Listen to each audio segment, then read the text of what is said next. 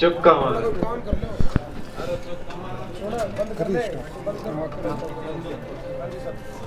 राम राम जी सारे दर्शकों ने, मैं दीप सिंह, आप सबका स्वागत है हमारे यूट्यूब चैनल बोल गाबरू बोल। नाम देसी भाई, काम देसी और बोल भी देसी। इब अपने देसी बातों में बात करागे। इब अपने दौरा भाई श्याम सिंह राणा जी, जो कि रात दौड़ते पूर्व MLA थे। इब उन्होंने बीजेपी छोड़ के और इनेलो ज्वाइन करके और इब याड़ा को आने मारे हैं।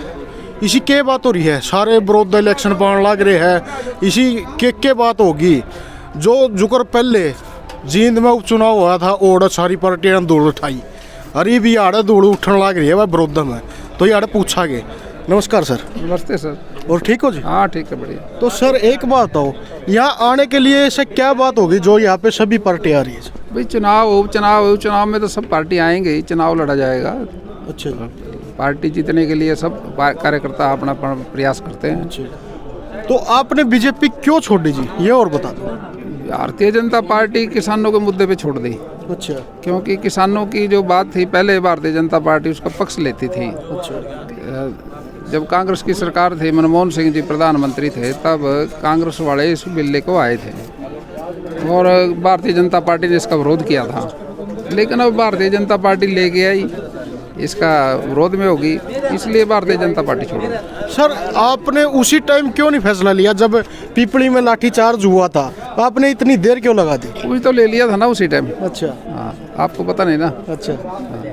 तो अब आप बड़ौदा में आ गए जी, कितने दिन तक रहोगे और कुकर के आपकी कैंपेनिंग चल लगी जी? कैंपेनिंग तो पार्टी की हर रोज चली रही है। जहाँ प्रभारी बना के कुछ कार्यकर्ताओं की ड्यूटी लग रही है, मेरी भी 8 जोन में ड्यूटी है, मैं ड्यूटी निभाता हूँ अपने। वो लगातार ही काम करना पड़ता है, उसमें ये थोड़ी भी एक रोज आ गए एक रोज चले गए, लगातार ही काम होता है। अब आपकी पार्टी का जोश कैसा है? जैसे गांव में जा रहे हो आप, उस टाइम लोगों के अंदर क्या भावना देखने को मिल रही है? क्योंकि लॉकडाउन में अभय चौटाला केवल एकमात्र ऐसे नेता थे जो लोगों के बीच में थे। देखिए, कार्यकर्ता का काम करने वाला नेता है अभय चौटाला जी। लॉकडाउन में भी घूमता रहा, उसने काफ़ी काम किया और पार्टी के जो कार्यकर्ता है वो ये समझते हैं मेरे हरियाणा में एक ही नेता है जो कार्यकर्ताओं की बात सुनता है, और इसलिए कार्यकर्ता सारे चुनाव में लगे हैं। पार्टी चुनाव जीती जाएगी। इस टाइम आपका कैंडिडेट किस नंबर पे स्टैंड कर रहा है और आपकी पार्टी किस नंबर पे है जी?